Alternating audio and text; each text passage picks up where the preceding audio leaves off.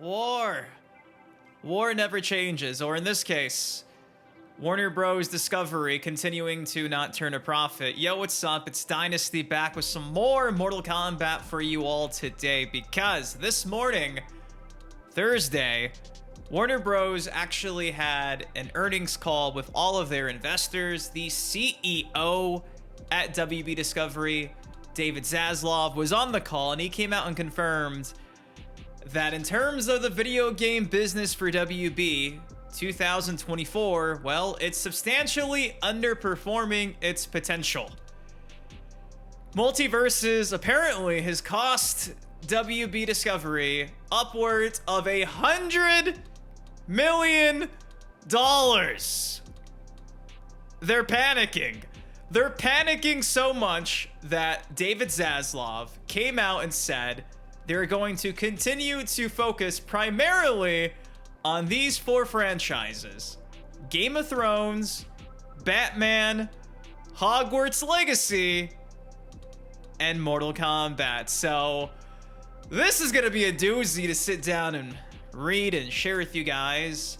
If you're excited to potentially not get Injustice 3 because WB is freaking out, this may just go ahead and mean that we're getting another Mortal Kombat game next after MK1. If you want that, drop a like on the video. And with that said, let's go over this article from IGN that just dropped again around lunchtime, because this conference call took place this morning. It's dubbed WB Games to double down on Hogwarts Legacy, Mortal Kombat, Game of Thrones, and DC, in particular Batman, after string of flops.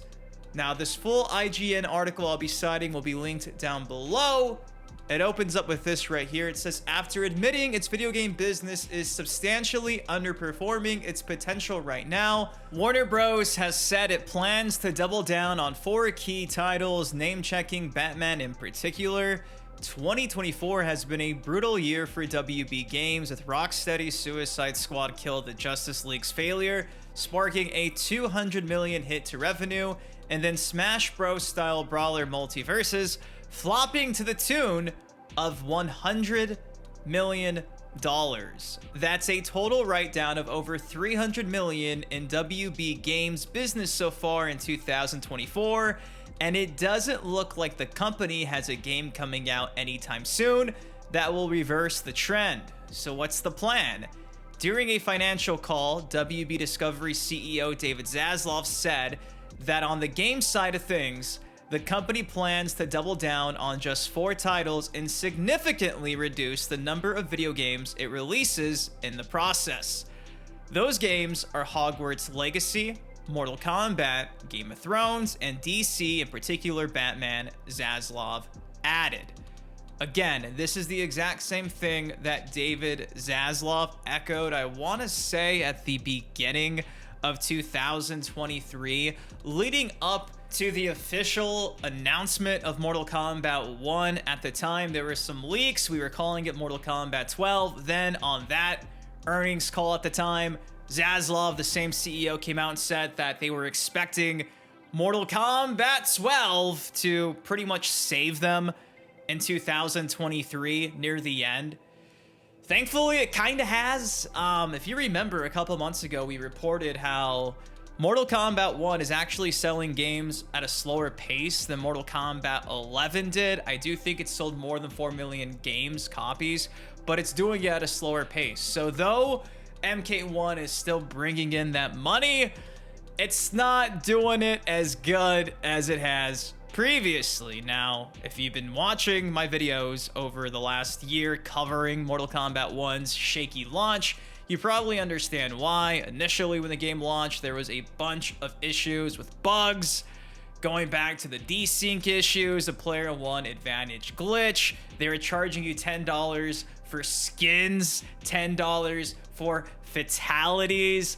When this game launched, there was so much backlash from the diehard Mortal Kombat fans. Throw in the fact that day one, the game's next year DLC, KP2, got leaked. So everything that could have went wrong for Mortal Kombat 1 kind of happened. it kind of left a bad taste in both the competitive players' mouths, the casual audience's mouths. It just seems like now, a year after the fact, the game is finally feeling like how it should have felt at launch. Granted, there's still broken characters. In particular, Homelander is still OP as hell. Johnny Cage, still OP as hell. Everyone's still using broken cameos. Online lobbies, still not a thing, and that's been a staple in Mortal Kombat games since the WB Games merger, going way back to Mortal Kombat 9. So the game's got its issues. But like I said initially, 2 years ago, when David Zaslav first leaked that we were getting another Mortal Kombat game after Mortal Kombat 11 and not Injustice in that earnings call, he came out and said, just like we're seeing echo today, that he wanted to focus on their money-making properties. At the time, guess what was mentioned? Mortal Kombat. He came out and said they wanted to continue to nickel and dime Mortal Kombat players, the audience, the consumers, because they felt like they were leaving a lot of money on the table with all these properties, these licenses. That's why when Mortal Kombat 1 launched, they were nickel and diming you with all the DLC. Thankfully, the backlash has kind of made it easier and better to accept, but still, with him coming out again and saying like, yo, we gotta capitalize off of these licenses, does that mean the prices are going to revert back to what they were? Are we going to continue to see them nickel and dime us for costumes, for fatalities? Does that mean that the next upcoming cameo DLC pack is probably going to cost upwards of $20, $25? Is this bad for Mortal Kombat? Having the CEO saying they want to dial in more money with these properties they own. Kind of feel like it is. As excited as I would be to yet again get another Mortal Kombat game next, and them actually push back Injustice 3 several other years, kind of would just be counterintuitive, because as a Mortal Kombat fan, I didn't really enjoy Mortal Kombat 11. I was looking forward to Mortal Kombat 1 bringing me back into the fold, and I don't play Mortal Kombat 1 really at all regularly anymore. If they rush the next game and it's another rushed Mortal Kombat 2D fighting game, not some type of Shaolin Monks remake, not a side-scroller beat 'em up, not a single-player Mortal Kombat experience, if it's literally just another Mortal Kombat game that doesn't hit like MK1, like Mortal Kombat 11 missed, I think them focusing on these licenses that bring all the money are really just gonna cost them more money. So this report scared me. I seen some people get really excited because they're like, yo, this means we could probably get some more Mortal Kombat games. Awesome. But if it's gonna just simply be a cash grab and not of actual quality that we've grown accustomed to up until recently with NetherRealm Studios games, I'm fucking scared. I'm really scared. I'm really nervous. And this whole report is really unfortunate because if you guys remember, I want to say it was maybe like 5 or 6 weeks ago, there was reports again saying that the WB Games division would potentially be trying to off a lot of the licenses they do own. Some of those studios, there was talks again about the idea that maybe Mortal Kombat NetherRealm Studios could be sold to a Sony, to a Microsoft, you name it.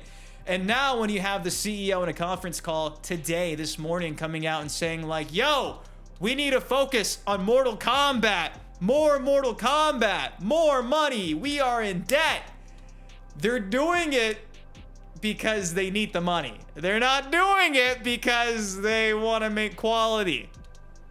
It's just something I think you should be concerned about. So I saw this report today, and like I said, some people are ecstatic.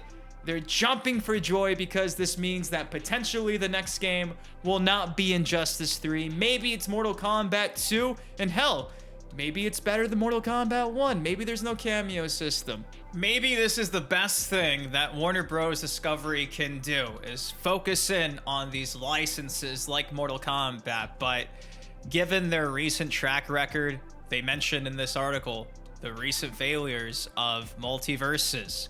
That's a free-to-play game that died within a week on relaunch. Look at Suicide Squad Kill the Justice League. That game died. Within a week, there was like 1,000 concurrent people playing that game.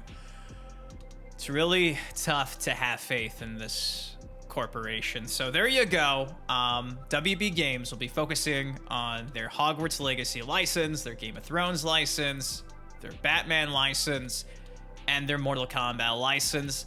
Does this mean Mortal Kombat 1 will stick around longer?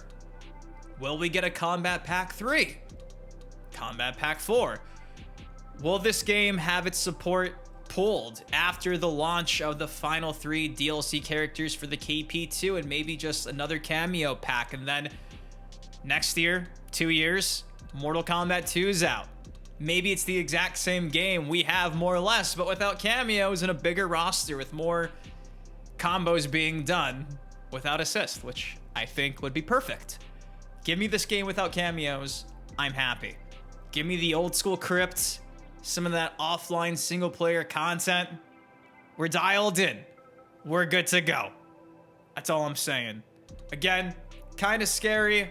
Don't know what this means for the future of Mortal Kombat. NetherRealm Studios, I hope it doesn't mean that the next game has a battle pass like multiverses. I hope the next Mortal Kombat game isn't free to play, because I really do hate this whole free to play world that we live in. And I feel like a lot of these games, they flop. These live service games, they die. They really don't last unless it's like a Fortnite. So scary times. If you enjoyed this little sit down about the future of WB Games Discovery and them focusing on Mortal Kombat, do your boy a solid. It takes you a second. Drop a like on it. Of course, subscribe for more MK content like this on the channel.